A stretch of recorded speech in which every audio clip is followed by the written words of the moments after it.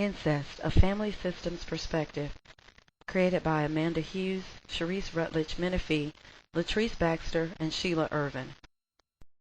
Incest is defined as a sexual relationship between persons that are related to such a degree wherein marriage is forbidden by law. Incest is also considered a form of emotional, physical, and behavioral fusion linked to a tendency to fuse with one or more family members. Consanguineous, meaning of the same blood or origin, specifically descending from the same ancestors, is a type of relationship that differs from incest in that it has fewer limitations and cultural stigmas. Cousin marriages are a good example of consanguineous relationships because in most states, cousins are permitted by law to marry. The most common form of incest takes place between some form of a father-daughter relationship. A majority of the literature on incest focuses on this or some other form of parent-child incest. There's a new emphasis, however, being placed on different types of sibling incest. In addition to parent-child incest, incest can also occur between siblings. There are two main types of sibling incest: coercive incest and non-coercive. Coercive incest is sexual interaction between siblings that is beyond age-appropriate exploration, in which an older sibling uses age, power, or resources to take advantage of and abuse a younger sibling. This type of abuse is mostly achieved without force, so oftentimes there are no physical signs. Additionally, it is not unusual for this type of abuse to be described by a younger victim as non-threatening and even pleasurable, depending on the level of closeness between the siblings. Non-coercive incest involves sexual interaction between siblings that is part of age-appropriate exploration and child development, or sexual interaction which is simply not one-sided. Child sexual abuse is another form of sexual maltreatment. Child sexual abuse occurs when a minor child at any time is involved in a sexual relationship with an adult. It also encompasses coercing and or forcing a minor child to participate in or view pornography, as well as viewing or fondling of genitalia. Incest versus child sexual abuse. Incestuous relationships are not always abusive relationships, yet both can have long-term negative effects. Incest, when it involves child abuse, is more damaging because it involves the child's primary support system. This is the same system that would offer support if a child was abused by a non-relative. Therefore, victims oftentimes adopt coping mechanisms to deal with the abuse they experience. The most common types of coping mechanisms are substance abuse, eating disorders, self-injury, and disassociation. There has been a shift in both the social and political focus when it comes to the subjects of sexual abuse and incest. Discussions on sexual abuse, including incest, had previously been considered taboo subjects. Over the past couple of years, the media, social services, and law enforcement have increasingly been outspoken about incest and other forms of sexual abuse.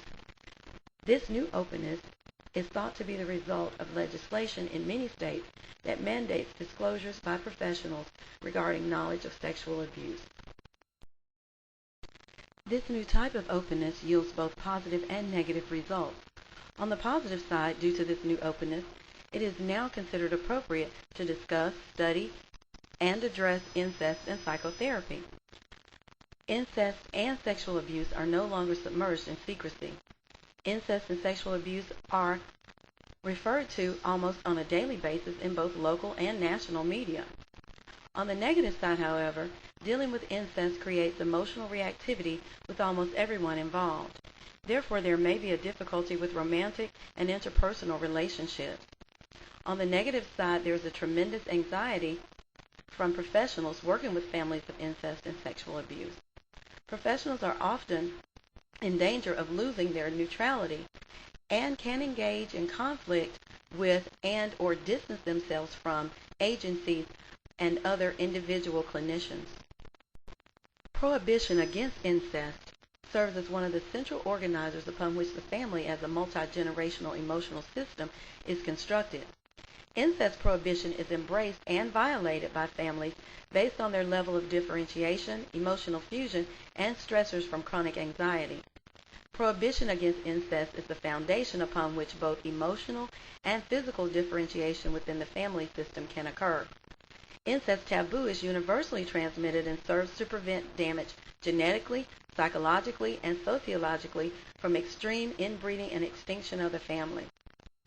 Breakdown and absence of prohibition may lead to extinction of the family, as well as social, mental, and physical symptoms.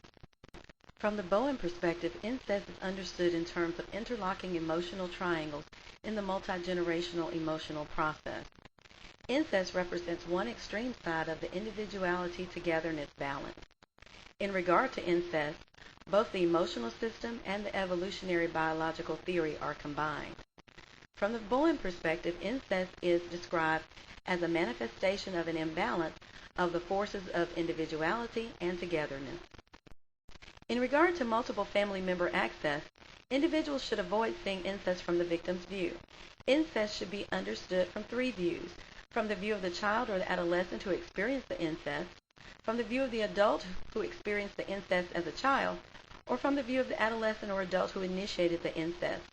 Also, when accessing aids, please ensure emotional neutrality from that aid. The role of the therapist.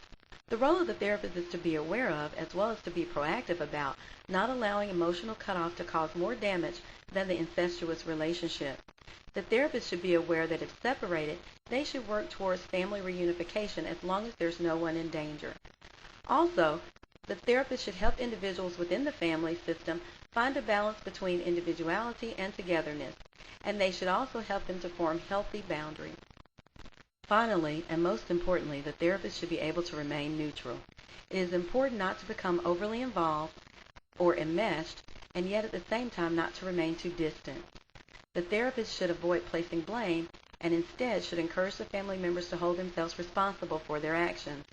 The therapist should remember causality. The structure of the family could in fact be a symptom of the incest, instead of the incest the symptom of the family structure. This concludes our presentation on incest from a family systems perspective.